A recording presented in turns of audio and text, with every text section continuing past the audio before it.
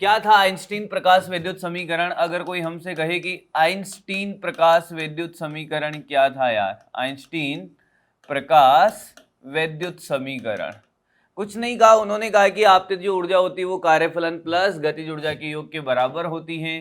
प्रकाश विद्युत समीकरण, प्रकाश विद्युत समीकरण, ठीक है भाई।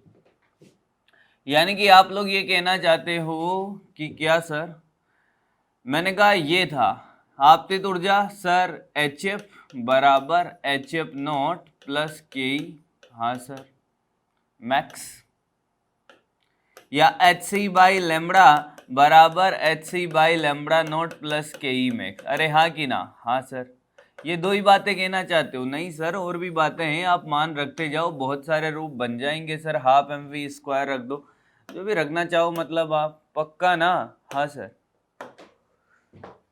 अब देखो प्यारे प्यारे और छोटे छोटे क्वेश्चन अपन इस पे करना स्टार्ट करते हैं। मैंने कहा क्या कि एक बार की बात है, एक बार की बात है, पहले इसको पूरा लिख देते हैं सर, ताकि याद हो जाएगा सारा। HF not plus half mv square, जहां कब कौन सा इक्वेशन लगाना है यार, वो तो डाटा बताएगा ना भाई। अरे क्या भाई, कौन बताएगा? डाटा बताएगा सर, डाटा। ओहो, HC by lambda nought plus half mv square, कहना मत कि ये नहीं बताया था। फिर समझ आ रहा है पक्का? आ रहा है कि नहीं आ रहा?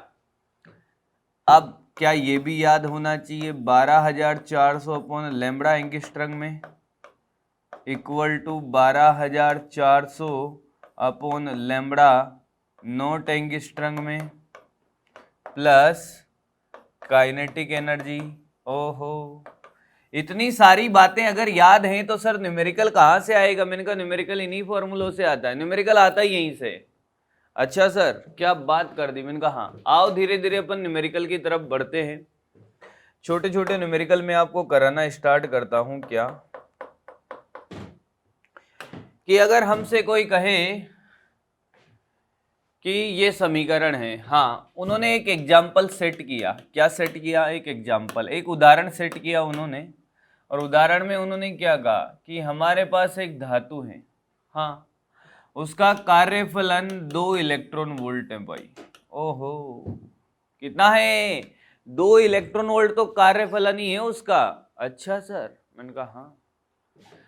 और हमसे ये कहा कि इस पे एक प्रकाश आपतित होता है, कितनी तरंग दैर्ध्य का? मैंने कहा 4000 एंगस्ट्रम का। क्या इलेक्ट्रॉन बाहर आएगा? क्या इलेक्ट्रॉन बाहर आएगा? सर ऐसे कैसे पता होगा? मैंने कहा पता होना चाहिए भाई।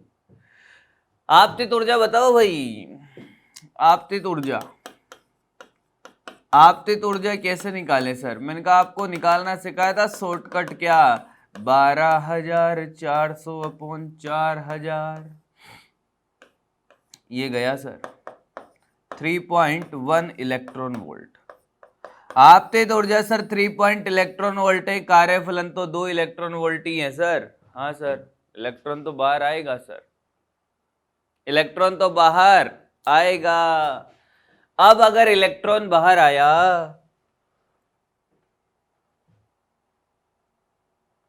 इलेक्ट्रॉन बाहर आया सर, अगर इलेक्ट्रॉन बाहर आया तो क्या बाहर ही आएगा कि भाग लेगा? भाग लेगा सर। कहां भाग लेगा? अधिकतम गतिज ऊर्जा निकालो, भाग लेगा तो। क्या निकालनी है बेटा? अधिकतम गतिज ऊर्जा। सर देखिए इधर, अधिकतम गतिज ऊर्जा पे चर्चा कर रहे हैं सर हम। मैंने कहा करो भाई करो, अधिकतम गतिज ऊर्जा पे चर्चा करो। सर देखो, E बराबर 5 प्लस के मैक्स, हाँ सर, 3.1 2 प्लस के मैक्स। सर मन का बोलेंगे अधिकतम गतिज ऊर्जा आई सर 1.1 इलेक्ट्रॉन वोल्ट। पक्का? हाँ। क्वेश्चन ये थोड़ी था। फिर सर क्या क्वेश्चन था? करा तो दिया, यही तो क्वेश्चन था सर। मैंने कहा यार क्वेश्चन ये नहीं था, क्वेश्चन था कि ये तो कोई भी कर लेता, ये तो कोई कर लेता, बड़ा आसान सा था, कैलकुलेशन बड़ी आसान है। क्वेश्चन ये था कि क्या एक इलेक्ट्रॉन बाहर आया कि बहुत सारे आ सकते हैं? इलेक्ट्रॉन तो बहुत सारे बाहर आ सकते हैं सर। तो क्या सारे के सारे इलेक्ट्रॉन अधिकतम गतिज ऊर्जा के आए या एक ही इलेक्ट्रॉन अधिकतम गतिज ऊर्जा का आया? सोच के बोलना। क्या सारे इलेक्ट्रॉन जितने भी बाहर आते हैं सबकी गतिज ऊर्जा 1.1 इलेक्ट्रॉन वोल्ट होगी या फिर एक इलेक्ट्रॉन की गतिज ऊर्जा 1.1 होगी? बोलें। सारे तो अधिकतम गतिज ऊर्जा से नहीं आए ना, एक इलेक्ट्रॉन होगा जो ही सबसे अधिकतम गतिज ऊर्जा से आया होगा। तो बाकी इलेक्ट्रॉन मैंने कहा 0 से लेकर कहां तक? 1.1 इलेक्ट्रॉन वोल्ट के बीच के आए। 0 से ज्यादा 1.1 इलेक्ट्रॉन के बराबर, इस रेंज में आए, नहीं आया। बात समझ आई है? जब किसी धातु की सतह पर प्रकाश आपतित होता है जो एक देहली आवर्ती और देहली फ्रीक्वेंसी से संबंधित होता है, देहली आवर्ती से ज्यादा, देहली तरंग दैर्ध्य से कम, इलेक्ट्रॉन बाहर आता है। और जब इलेक्ट्रॉन बाहर आता है तो उसकी जो गतिज ऊर्जा होती है, उसकी जो परास होती है इलेक्ट्रॉनों की गतिज ऊर्जा की, वो 0 से अधिकतम गतिज ऊर्जा के बीच होती है। फिर अगला क्वेश्चन अगर हम बात करें तो क्या, मैंने कहा एक सतह है, हाँ, आवर्ती जो देहली से बड़ी, तरंग दैर्ध्य से छोटी, प्रकाश आपतित कराया एफ आवर्ती का, कार्यफलन इसका फाई है। तो जो इलेक्ट्रॉन बाहर आया उसकी गतिज ऊर्जा के है। हमने आवर्ती को दुगना कर दिया, हमने आवर्ती को दुगना कर दिया, 2f कर दिया। तो अब बताओ के डेस क्या होगा? एक सतह है जिसका कार्यफलन फाई है, हमने देहली आवर्ती से ज्यादा आवर्ती की क्या डाली? तरंग डाली, इलेक्ट्रॉन बाहर आया, कितनी गतिज ऊर्जा से? मैंने कहा के से। हमने आवर्ती को डबल कर दिया तो बताएंगे के डेस 2k होगा, के डेस लेस देन 2k, के डेस ग्रेटर देन 2k, पहली वाली, दूसरी वाली और तीसरी वाली। चलिए भाई बोलना स्टार्ट करें। बड़ा आसान और प्यारा सा कॉम्बिनेशन है भाई। क्या कि सर देखो, आपने HF बराबर 5 प्लस के, दूसरी समीकरण 2HF बराबर 5 प्लस के डेस, HF का मान रख दो ना सर, मैंने कहा लो भाई 2 5 प्लस 2k, और सबको समझ आ गया कि नहीं आया सर 2 5 प्लस के? अरे दो अधिकतम गतिज ऊर्जा से भी, ओहो कहाँ गया, अरे ये तो 2k है ना बेटा, 2k प्लस 5 अधिकतम गतिज ऊर्जा का जो डबल है उससे भी ज्यादा आ रही है, नहीं आया। तो आंसर जाएगा तीसरा। क्या आपको बात समझ में आई है? पक्का? अरे बोलो।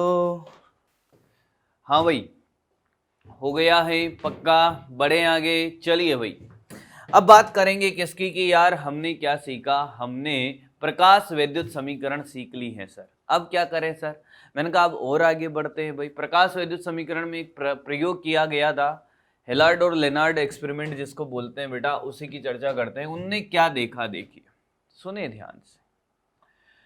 उन्होंने क्या देखा कि उन्होंने एक निर्वातित नली ली और निर्वातित नली में 2 ट्यूब लगा दी भाई। ऐसे निर्वातित नली में क्या लगा दी भाई? ट्यूब लगा दी भाई।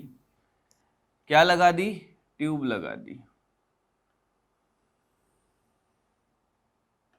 ठीक है, निर्वातित नली में ट्यूब नहीं लगाई सर, निर्वातित नली में 2 प्लेट लगा दी। एक प्लेट यहां लगाई, हाँ, और एक प्लेट यहां लगा दी। एनोड कैथोड के नाम से जो आप जानते हो, खैर आपको वो भी कोई जरूरत है नहीं यहां पर ऐसी। अब एक ये फोटोग्राफिक प्लेट, मतलब फोटोग्राफिक प्लेट नहीं, अरे मेटल सरफेस, धातु की प्लेट है। इसमें अगर प्रकाश आपतित करते हो, आप क्या करते हो? प्रकाश आपतित करते हो, तो यहां से इलेक्ट्रॉन निकलेंगे। हाँ क्यों सर? क्योंकि हमने जो प्रकाश आपतित किया वो lambda less than lambda note है और F greater than F note है। हमने देहली आवर्ती और देहली तरंग दैर्ध्य से ज्यादा का प्रकाश आपतित किया सर। मैंने कहा हाँ। अब सुने ध्यान से, कुछ बातें बेहतरीन में आपको सिखाने वाला हूं, देखिए ध्यान से देखिए भाई, सुने ध्यान से देखिए और सुने। देखो क्या होगा कि जैसे ही ये प्रकाश आपतित करेगा तो इलेक्ट्रॉन आएंगे। अब सर्किट तो पूरा है नहीं, तो मैंने कहा पहले सर्किट कंप्लीट करते हैं अपन। एक बैटरी लगाते हैं हम, ये ऐसे, ये ऐसे, ये ऐसे, ठीक है, ठीक है सर। लो भाई, लगा दी सर बैटरी। अब ये बैटरी क्या है, द्विमार्गी कुंजी है इसमें। क्या है, द्विमार्गी कुंजी है। अगर आप क्या करते हो, इसको ऐसे जोड़ते हो तो ये वाली प्लेट हो जाएगी धनात्मक और ये वाली हो जाएगी बेटा ऋणात्मक। इस वाली प्लेट को ऐसे और इस वाली को ऐसे जोड़ोगे तो धनात्मक ऋणात्मक, उल्टा जोड़ दोगे तो ये वाली ऋणात्मक हो जाएगी, ये धनात्मक हो जाएगी। यहां पर आप लगा चुके हो अमीटर और यहां लगा चुके हो आप वोल्ट मीटर। अब ध्यान से सुने और सीखे प्यार से इन चीजों को। क्या हमने क्या कहा कि इस एक्सपेरिमेंट में हमने देखा कि प्रकाश कण की प्रकृति का है, प्रकाश विद्युत प्रभाव को हमने जाना। और क्या देखा, सुने, हमने ये देखा सर कि जैसे ही हम क्या करते, वोल्टेज का मान 0 रखते हैं तो हम क्या पाते हैं कि धारा 0 नहीं है। ओहो, हमने वोल्टेज 0 रखा है, वोल्टेज को बदला जा सकता है। सर्किट में टर्मिनल कनेक्ट कर दिए, परिपथ पूरा कर दिया, हमने विभव को 0 रखा पर धारा 0 है ही नहीं। अब यार धारा 0 नहीं है, मतलब धारा कैसे 0 नहीं है भाई?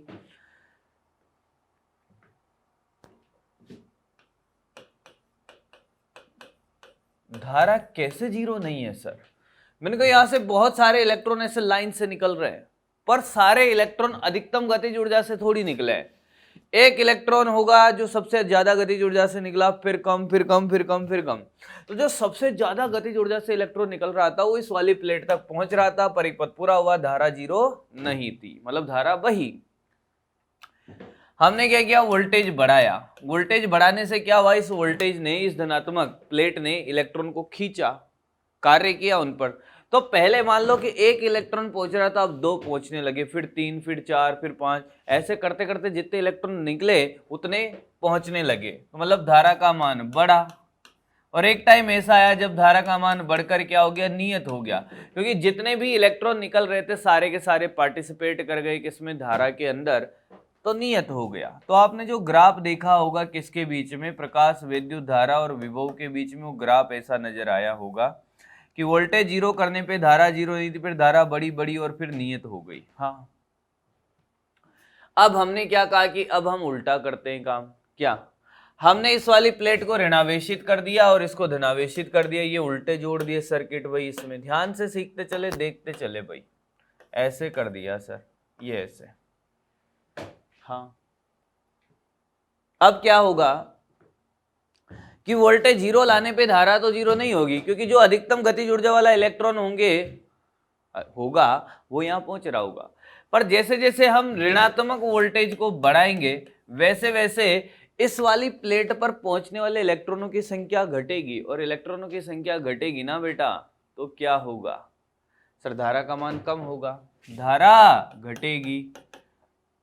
घटी घटी घटी घटी एक ऐसा वोल्टेज आया जिस पर धारा 0 हो गई, यानी कि V0 पर धारा क्या हो गई, 0। इसे बोलते हैं बेटा निरोधी विभव। कौन सा विभव, निरोधी विभव।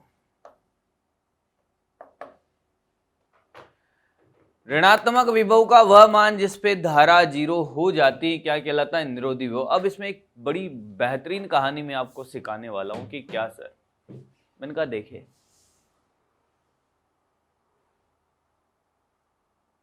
मैंने कहा देखे यार क्या कहानी मैं आपको इसमें सिखाने वाला हूं। मैंने कहा कहानी बड़ी बेहतरीन है कि जो इलेक्ट्रॉन, देखिए निरोधी विभव क्या है, जो इलेक्ट्रॉन सबसे ज्यादा गतिज ऊर्जा का बाहर आ रहा होगा, हाँ, अगर वो मान लो बहुत मैक्सिमम गतिज ऊर्जा का ये इलेक्ट्रॉन है, यहां से आया kmax का, आते आते आते अगर ये ऋणात्मक प्लेट तक पहुंचने से जस्ट पहले ही रुक जाए तभी तो धारा जीरो होगी ना। धारा जीरो क्यों हुई सर? जो अधिकतम गतिज ऊर्जा का इलेक्ट्रॉन है वो ऋणात्मक प्लेट तक पहुंचा ही नहीं। मैंने कहा पहुंचने से जस्ट पहले रोक दूं। हाँ, मतलब कि यहां पर इसकी गतिज ऊर्जा जीरो हो जाए। हाँ, तो हमने ऋणात्मक दिशा में किसके बराबर कार्य कर दिया? अधिकतम गतिज ऊर्जा के बराबर।